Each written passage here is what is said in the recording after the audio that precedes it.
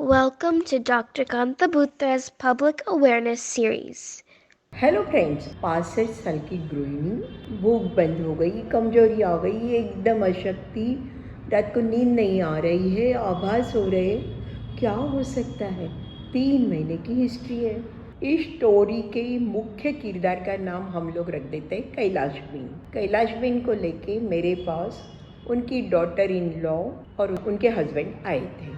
Daughter in law ने बताया कि मेरी सास को हम लोग सौराष्ट्र से इधर लेके आए हुए हैं। उनकी डॉटर इन लॉ ने कहा उनको रूमेटॉइड आर्थराइटिस और डायबिटीज़ है, पर उसकी अहमदाबाद का इलाज चल रहा है। दोनों बीमारियां एकदम अच्छे से कंट्रोल में है, उसका कोई टेंशन नहीं है। ऑन द कॉन्ट्ररी, पहले वो सूरत रहते थे, जब वो सौराष्ट्र में गांव में शिफ्ट हुए, वहाँ पे उनकी तबीयत एकदम अच्छी रहती है। घर का पूरा काम हाथ से करते हैं, और गांव में तो समझते ही हो आप, खेती बाड़ी वालों को कितने काम रहते हैं, तो वो कोई प्रॉब्लम नहीं है। पर लास्ट 3 महीने से उनको भूख नहीं लग रही है, उनको आभास हो रहे हैं, नींद नहीं आ रही है। जो अड़ोस पड़ोस में लोग रहते थे पहले, जो एक्सपायर हो गए हैं, उनके लिए वो कहते हैं कि वो आए हैं, बैठे हैं, मेरे को बुला रहे हैं। इसलिए हमें लगा कि उनको क्या हो गया, शायद वो अकेले रह रहे हैं वहाँ पे, इसलिए टेंशन आ गया हो, इधर लेके आ गए। फिर इधर लेके आने के बाद में उनकी बहू ने कहा, मैंने उनको इतने सारे टॉनिक्स ला के दिए।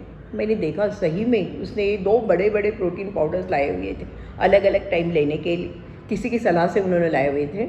और उसके साथ में विटामिन की गोलियां भी थी उनकी, कोई सप्लीमेंट वालों की बहुत सारी थी। वो बोली ये शुरू करने के बाद में उनको थोड़ा ठीक है, मीन्स खाना तो खा रहे हैं, और उन्होंने डॉक्टर से नींद की गोलियाँ भी लिखा ली थी, तो नींद की गोली से वो सो रहे थे। पर उनकी प्रॉब्लम पूरी नहीं सॉल्व हुई थी, उनको आभास तो होते ही थे।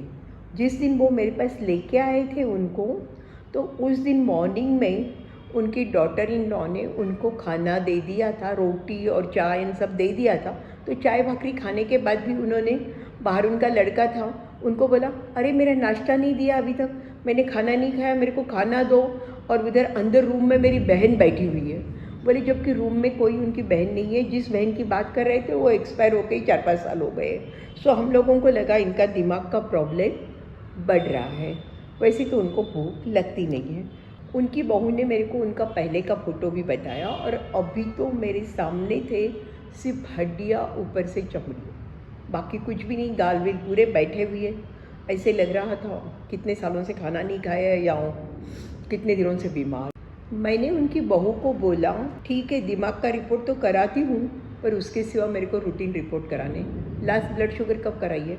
वो बोली कि नहीं, वो तो सब नॉर्मल ही है, उसका कोई प्रॉब्लम नहीं है, पर मेरी वेट लॉस बहुत हुआ है, तो मेरे को ये रिपोर्ट तो कराने पड़ेंगे। तो मैंने शुगर और थायराइड कराया, थायराइड नॉर्मल था। शुगर रिपोर्ट देख के आप भी सरप्राइजिंग हो जाओगे, रैंडम शुगर 480, पेशेंट दवाइयाँ ले रही है, और HbA1c 14, 740 एवरेज ब्लड शुगर।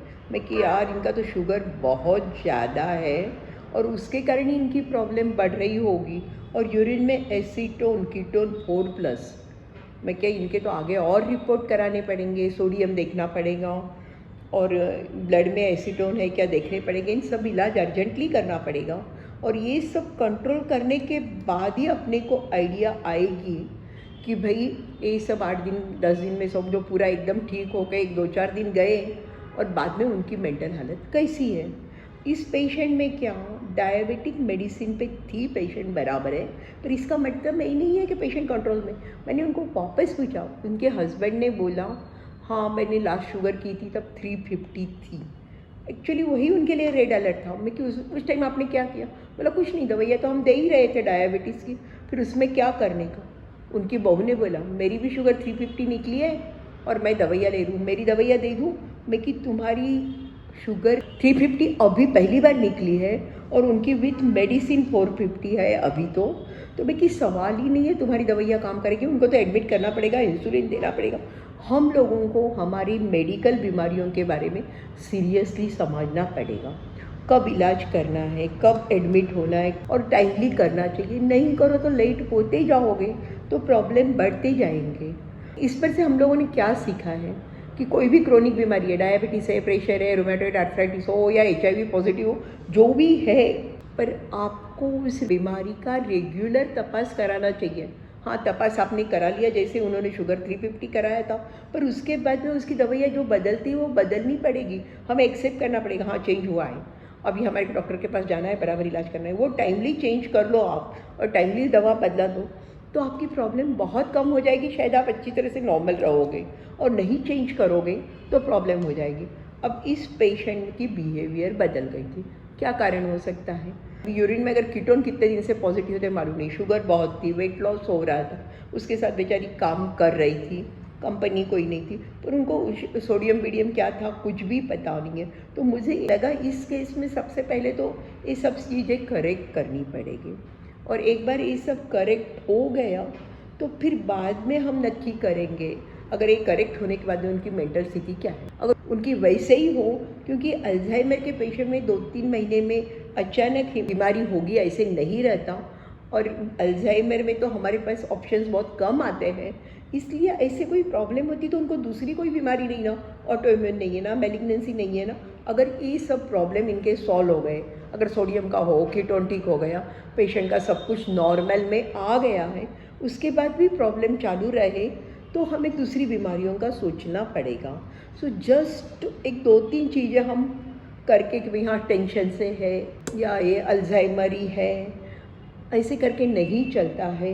एक बार समझो एक प्रॉब्लम पकड़ा गया है, वो सॉल्व कर दो। जैसे इसके केस में शुगर 700 भी ज़्यादा थी और उसको कीटोन्स भी पॉजिटिव थे, तो एक बार वो सॉल्व करो, उसके साथ में विटामिन जो भी सप्लीमेंट देना है वो ठीक से आप प्रॉपर ढंग से दो। ऐसे ही प्रोटीन सप्लीमेंट या ऐसे ही आप लेते रहो।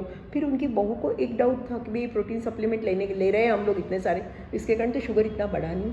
मैं कि मेरे को मालूम नहीं है क्योंकि इसमें लिखा है शुगर फ्री, सो कोई आइडिया नहीं है, बट एनीवे ऐसे कोई भी सप्लीमेंट आप पेशेंट को ऐसे ही दो मत। अचानक पेशेंट में कोई प्रॉब्लम होती है, आप प्रॉपर डॉक्टर को कंसल्ट करके उसका प्रॉब्लम क्या है पहले पकड़ो और फिर उसका इलाज करो, तो शायद मोस्टली तो आपका प्रॉब्लम सॉल्व हो जाए। पेशेंट का MRI नॉर्मल है। Thank you.